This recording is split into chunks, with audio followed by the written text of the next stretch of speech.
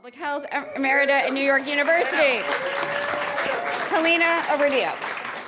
Okay, we're going to give Danny a break from her 12 hours a day of moderating. I don't know how she does it. I know, I don't either. Okay, Marion, well, everyone in this room obviously knows who you are, but I sometimes call you the godmother of food policy because you basically founded it as a concept. And so I don't know if everyone knows that, but this is a huge deal. I wrote my thesis on food policy back in 2009, obviously read Food Politics, and that was cited. But Marion actually answered some of my questions for my thesis, and it was the highlight of my college career. And this was forever ago, and she obviously doesn't remember it because she's so generous with her time. But I always like to give that plug that she is the OG, absolute just queen of everything. So it's lovely to be here with you. Gosh, thanks. And speaking of what we were just talking about, you have been in food policy work for decades, and now everyone is at your party. Where are you at on MAHA? How are you feeling in this moment? It's a career booster. It's the weirdest thing I've ever experienced. I'm not exactly young, and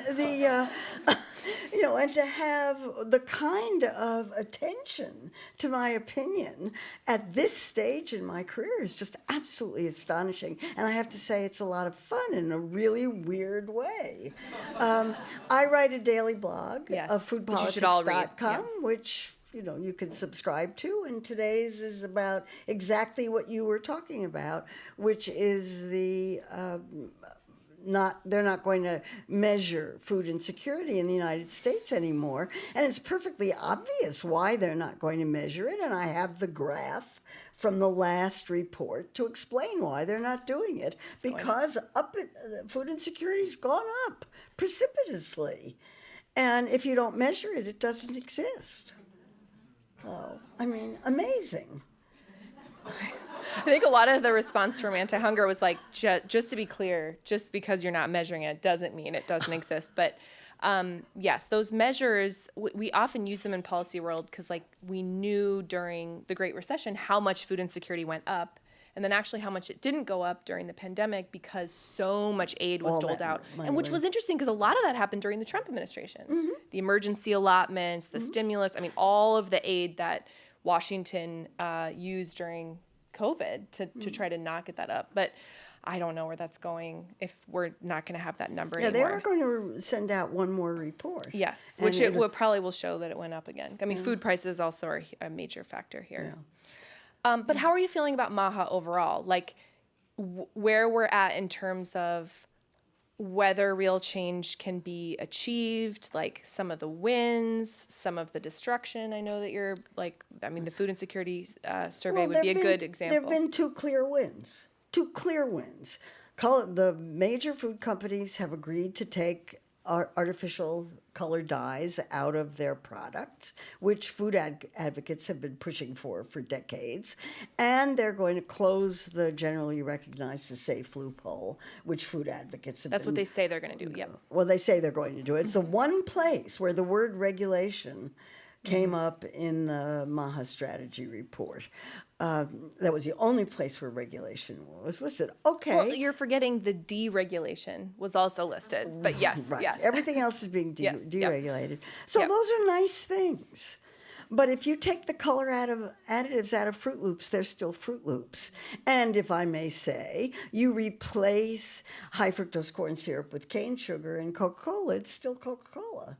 Mm-hmm. So look, these are not very meaningful. If you want to make kids healthier again, you want to stop marketing junk foods to kids, absolutely stop it. You want no ultra-processed foods in schools. You want pricing strategies, warning labels, taxes, all of these strategies to try to encourage people to eat healthier food and discourage them from eating unhealthy food. I don't see any signs of that at all. And I don't see the MAHA movement focusing on what I think are issues that will make a real difference. You could take the color additives out of food, and some kids will be healthier as a result. But it's in terms of the 20 to 30% of American kids who are overweight or obese, it's trivial. Mm-hmm. It doesn't do anything. It's like around the edges. Yeah, it's a peripheral issue. It's a nice issue. I'm happy about it. But I want something bigger. Yeah. One of the things that was mentioned in that strategy was maybe potentially exploring, I don't remember how many, like, maybe words. There was some wiggle words Wiggle in there. words. About guidelines for marketing foods to kids, which actually did surprise me that it was even in there. But I don't know anyone who thinks that is like actually going to happen. Because there was you've covered many fights over this. Let's talk about marketing to children. So 1979, when the Federal Trade Commission tried it, the head of the Federal Trade Commission was fired. And that's back when Big Food had more capital prowess. And Congress passed a law that said you can't limit the amount of advertising to children on television. And every single time that there's been a big push, and the big one was in 2006 when the Institute of Medicine did an enormous report on marketing to children, ending up saying if the companies don't voluntarily stop, we're going to do legislation. But legislation never happens. So we'll see what happens now that the food industry is weaker. And there are four, I want to say this. Yeah. There are four challenges to the food industry right now. One is RFK Jr., because you have no idea what he's going to do. A second is ultra-processed foods, because they're the big profit center for food packaging companies. And there's a big push to eliminate them. The third is GLP-1 drugs, where they've already seen people buying less as a result of taking these drugs, that people aren't eating as much. And then food prices, which are staggering. If you've been to a grocery store lately, you know what I'm talking about. It's kind of shocking. So all of these are pressures that are reducing sales. And I'll just say, eating less is really bad for business. Well, that brings us to the dietary guidelines, because I remember you always were pointing out to me and everyone else that the dietary guidelines didn't even tell people to eat less, because that was considered sort of bad for business. And USDA's mission, obviously, is to promote U.S. agriculture. It's the dietary guidelines are kind of an exhausting thing that the government does every 5 years. But this round is different. I'm sure many of you have been following this, but the administration, so the dietary guidelines are due this year, and the administration has been saying, both RFK Jr. and Brooke Rollins, our ag secretary, has been saying they're going to be radically different this time. They're going to say, eat less ultra-processed foods, or some message in that vein. They're almost certainly going to change the recommendation on saturated fat. Our FDA commissioner keeps saying he thinks this is misinformation and dogma. Eat more meat. And I think he keeps talking about the food pyramid, which like makes me want to scream, because just for the record, we got rid of the food pyramid in 2011. Okay, we have not had a food pyramid in a while. We have My Plate, which nobody knows about. But for good reason. But yeah, so it's you don't like My Plate? I think it's easier than the pyramid. Don't get me started. Okay. So anyway, this is why Marion's the best, because she always tells you what she really thinks. So we've had this has been this kind of every 5-year song and dance. This round is supposed to be different. The administration said it was going to be soon. Now they're kind of slowly backpedaling on that. I don't know if anyone else has noticed that. I'm thinking it's more like the end of the year now. What do you think are the ramifications of what might be coming? Like, what are you looking for? Do you think this matters if they say some things that maybe are based on evidence, and maybe some things that go against the evidence we have? Like, what's going to happen? Oh, I don't have any idea. Nobody's talking to me about it. You're the one who's got deep throats. I don't have them. I wish someone would. If you know anyone who has a copy of the dietary guidelines, just put them in an envelope. Leak them to us, please. They say they're going to only be 5 pages, so it's an easy, no fingerprints. But okay, let's say they say we no longer need to limit saturated fat. Like, what do you think the reaction's going to be? Does that matter? Most people don't follow the dietary guidelines. Well, let's look at what they've said. So the first statement that Brooke Rollins, who's the Secretary of Agriculture, said was they are no longer going to reflect leftist ideology. Yeah. What? When did the dietary guidelines ever reflect leftist ideology? And then I thought, I get it. plants. A plant-forward diet is leftist. Eat more meat. So I think we're going to see more about meat. The meat industry has won this round. They've won a few rounds. Saturated fat is a euphemism for meat because that's the major source of saturated fat in American diets. So when they say the saturated fat is now back, despite decades of evidence to the contrary, that they're talking about meat. And seed oils will be out. I think imagine. the agriculture industry has They fixed seed oils. Seed oils are back. Well, I think seed oils are going to be avoided. That would be my guess, but I don't know. Well, I don't know how they're going to thread that needle, but the Maha strategy that came out didn't mention seed oils. Big shock. Didn't even really mention sugar. It was a very high level document. Didn't mention salt. No, it didn't. So I think they're trying to steer clear of that because they got so much blowback from the agriculture community about seed oils. And also, I just don't think they have enough evidence on seed oils to tell everyone to get rid of them. They just don't have the evidence that the U.S. government would need. Yeah. So, we'll see. But, I wonder if we're going to see, we were talking about this a little bit in the green room, if we're going to see, kind of what we've seen on vaccines, where the American Academy of Pediatrics has its own vaccine schedule now. Essentially, they're gonna stick with their recommendations, and then we're gonna see probably a different schedule from CDC. And then also, by the way, if you go back and watch that press conference with President Trump that I mentioned, he actually recommends a different vaccine schedule. So the level of sort of chaos and confusion is very high. Are we going to see the same thing happen with nutrition, where we're going to have a dietary guidelines? Some people are going to be cheering it as a great update, and some people are going to be like, this is misinformation. Mm-hmm. Yeah, and then what's going to happen? Chaos. What are you going to say? Chaos. So do you think that matters for consumers?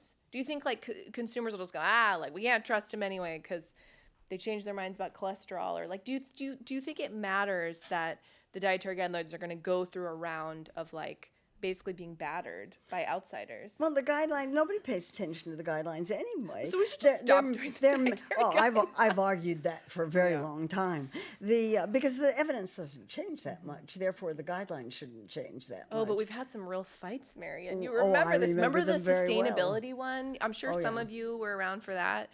The Dietary Guidelines Advisory Committee, was this 5 or 10 years ago?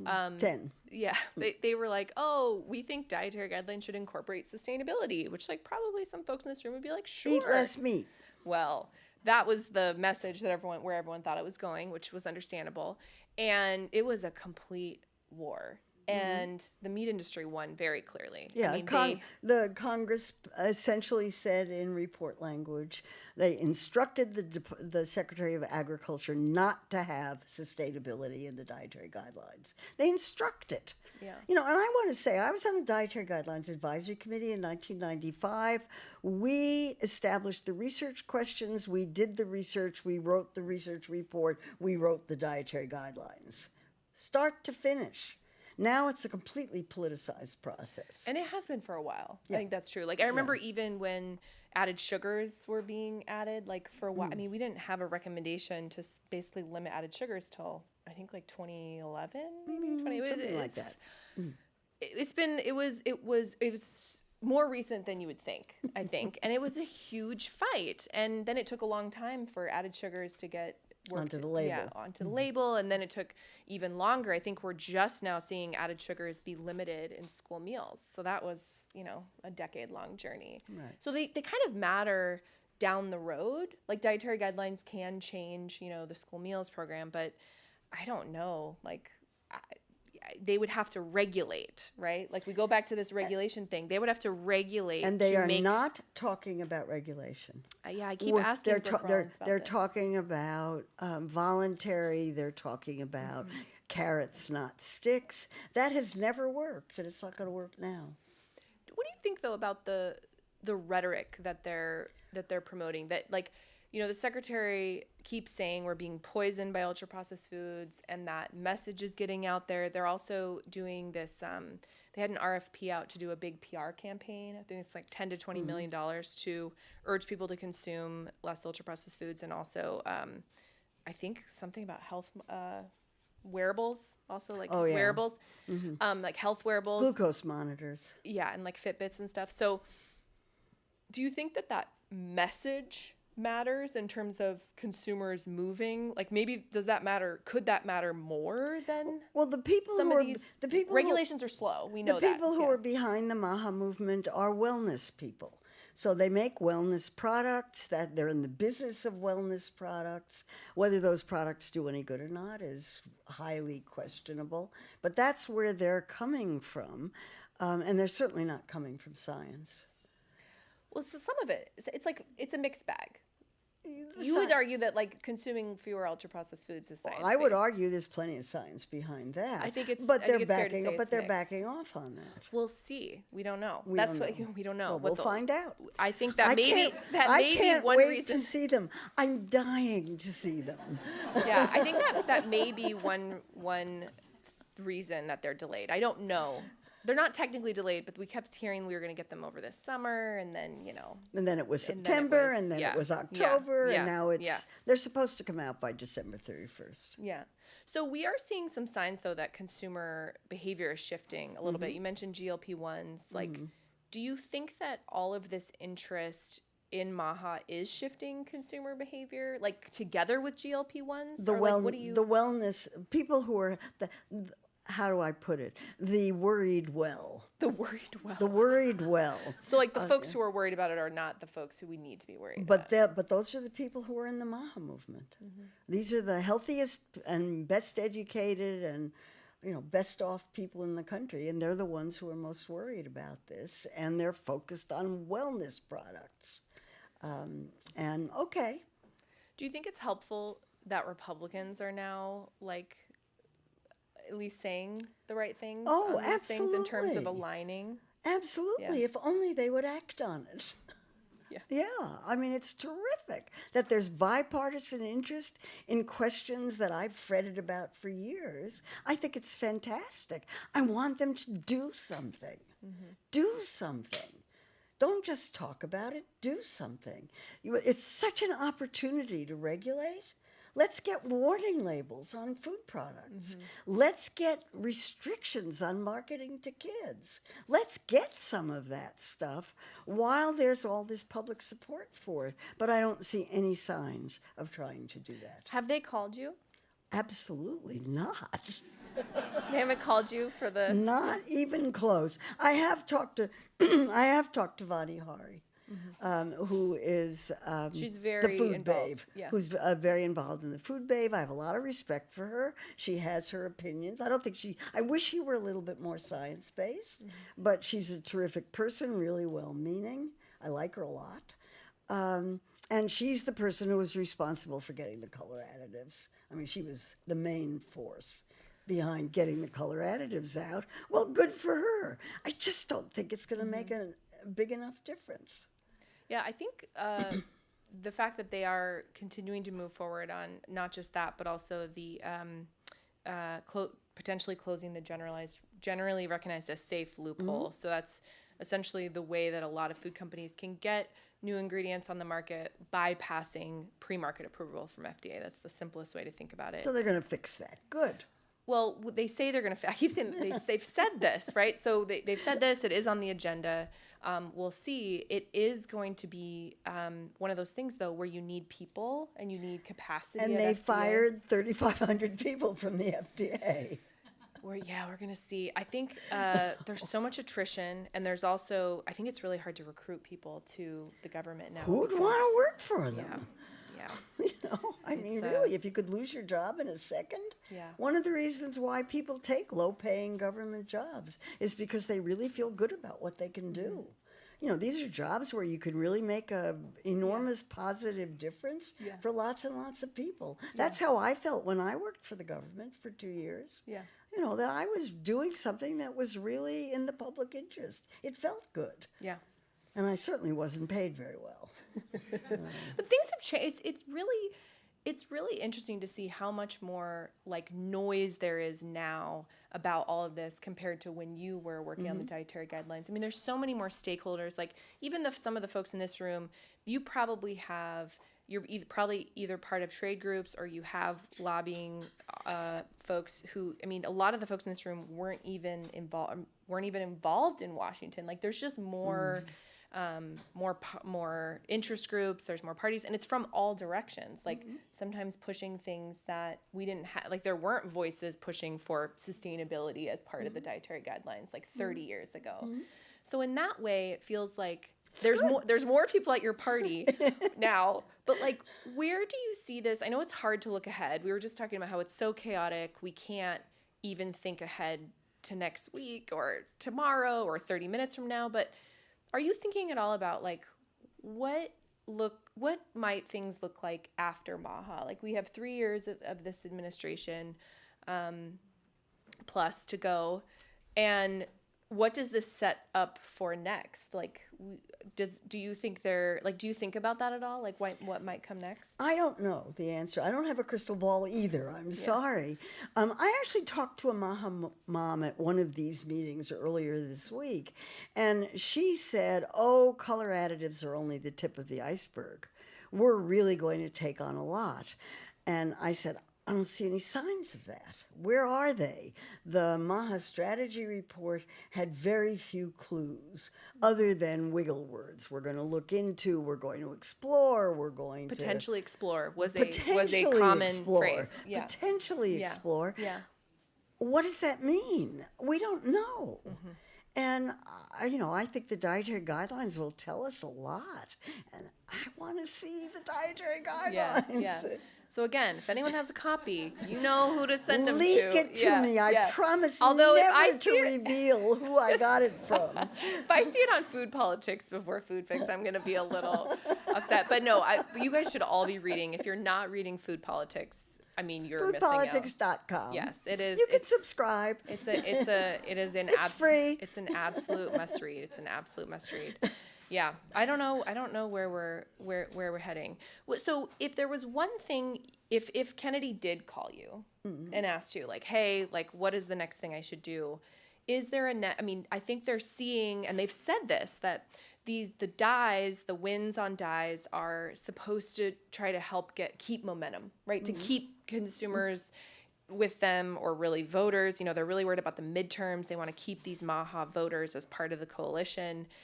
They're trying to get momentum. Like Callie Means, RFK's top advisor, always says, like, we're just trying to rack up wins. We're just trying to get wins. So they're trying to put points on the board. If they were to continue, like, what is like the next sort of smallish thing you would recommend? Or are you just saying like, don't bother with these small things. Go for the big fish. I want big ones. I want restrictions on marketing junk foods to kids. Man, and also on like social and YouTube and stuff, because I think everywhere. Everywhere we have more guidelines, or at least they're voluntary, but there is a lot more guidelines on TV. Like that has been reined in somewhat. In-store marketing, and as a 5-year-old, it's astonishing how these messages get through. What my kid asked me for, I'm like, how did you hear about that? And then you're like, that's why the like Minecraft YouTuber like has a Coca-Cola thing in the background. You're like, interesting. Like, and none of it's disclosed. This is why. Yeah. This is why this one is so important. Yeah. So that the 5-year-olds will stop nagging their moms. Yeah. Well, I just say no. I just Good say for no. you. Yeah. Poor Hank. But it's astonishing how much that seeps through. And I mean, the parents really are like confused, I think, right now, because we're getting so many mixed messages, and like, you're like, oh, don't eat ultra processed foods, but then you're like, oh, well, 70% of the calories available to kids are ultra processed, and it's hard to identify. What are kids going to eat if they don't eat ultra processed foods? Yeah, but it's called food. Yeah, you have your simple. You just wrote a book about this too, right? What do you eat? And you're right that it hasn't. The fundamentals have not changed much over time. More fruits and vegetables. Yeah, I mean, Michael Pollan's 7 words: eat food, not too much, mostly plants. It's really that simple. Yeah, I don't know I if just wrote a everyone's nodding. 700-page book. That's I was going to say, you did write a long book. Yeah. Is that coming out soon? November 11. So what book? This is book, What to Eat Now. What to Eat Now, but what number book is this? I always I forget. think it's 17. 17. Everyone wants to feel a little bit bad about your productivity. Marion Nestle has written 17 books. Woo! Thank you. That's incredible.